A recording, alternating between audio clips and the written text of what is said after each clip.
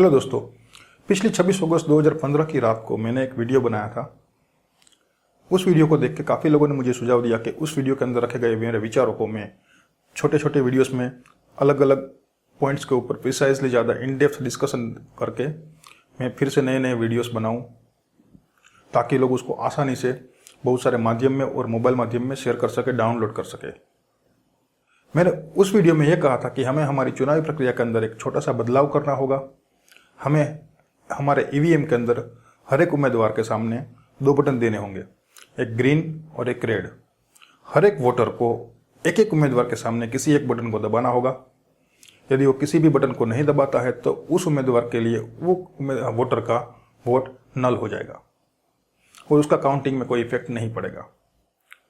यदि मैं 5 उम्मीदवारों में से 3 उम्मीदवारों को पसंद करता हूं और बाकी के 2 उम्मीदवारों को रिजेक्ट करता हूं तो मुझे 3 उम्मीदवारों के सामने ग्रीन बटन दबाना होगा और जो उम्मीदवारों को मैं रिजेक्ट करना चाहता हूं उनके सामने मुझे रेड बटन दबाना होगा।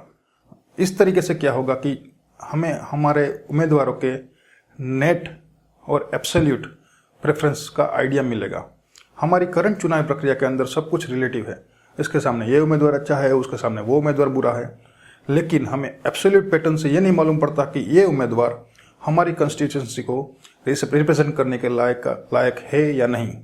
यदि हम इस सुझाव को इम्प्लीमेंट करते हैं तो हमें एटलीस्ट ये तो मालूम पड़ेगा कि कितने लोग ये सोचते हैं कि जितने उम्मीदवार खड़े हैं उसमें से कितने लोग उस कंस्टिट्यूएंसी को रिप्रेजेंट करने के लायक है। मान लो कि 5 उम्मीदवार में से पहले उम्मीदवार को 70,000 पॉजिटिव वोट्स मिले हैं और 20,000 नेगेटिव वोट्स मिले हैं, तो उसका नेट वोट काउंट होगा नेट पॉजिटिव 50,000। दूसरे उम्मीदवार को 80,000 पॉजिटिव वोट्स मिले हैं और 5,000 नेगेटिव वोट मिले हैं, तो उसका नेट वोट काउंट होगा पॉजिटिव 75,000। तीसरे उम्मीदवार को, जिसको कोई ज़्यादा जानता नहीं है, सिर्फ 2,000 पॉजिटिव वोट्स मिले हैं और बाकी के सारे 98,000 नल वोट्स हुए हैं। किसी ने उसको रिजेक्ट तो नहीं किया है, लेकिन सिर्फ 2,000 लोगों ने उसको पॉजिटिव दिया है, तो उसका नेट वोट काउंट होगा 2,000।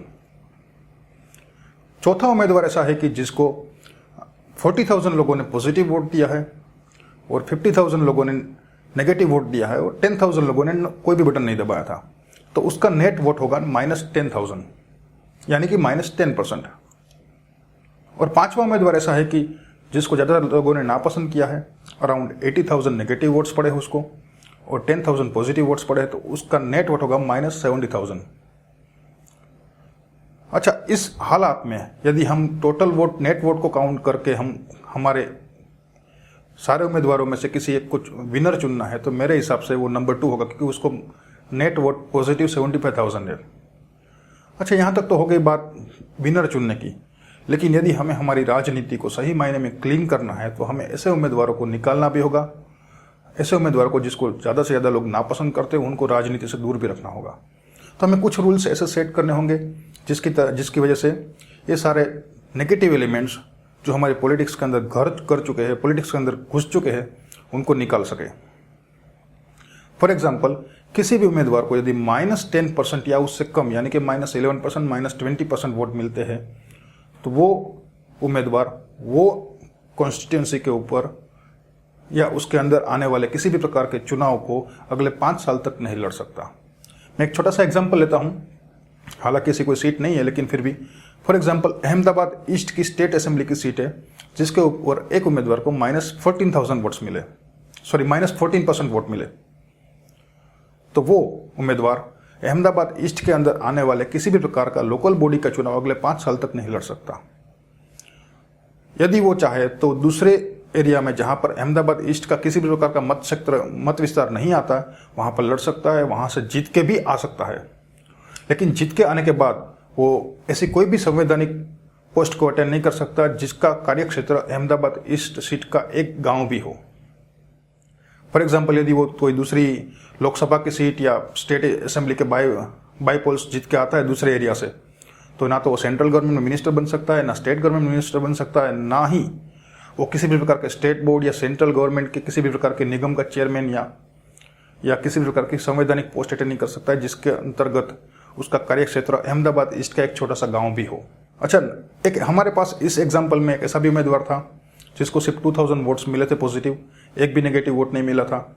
मान लो कि यदि ऐसे सिनेरियो में हमारे पास ऐसा कोई भी उम्मीदवार नहीं था जिसको नेट वोट 2000 या उससे ज़्यादा मिले हो, तो हमें ऐसे उम्मीदवार को चुन के या विनर घोषित करना चाहिए? नहीं, हमें ऐसे उम्मीदवार को किसी भी हालत में विनर घोषित नहीं करना चाहिए जिसको कम से कम 50% लोग जानते ना हो, पॉजिटिवली वोट ना करते हो। इस पद्धति के दूसरे क्या क्या फायदे हैं जिसको मैं आने वाले दूसरे वीडियोस में लाऊंगा। यदि आपको ये सुझाव पसंद आता है तो दूसरे लोगों के साथ शेयर करें। मेरे आने वाले दूसरे वीडियोस जिसके अंदर इस प्रकार की चुनावी प्रक्रिया से दूसरे क्या क्या फायदे हैं, मैं इन डेप्थ एक एक वीडियो के अंदर डिस्कस करूंगा। जय हिंद, जय भारत।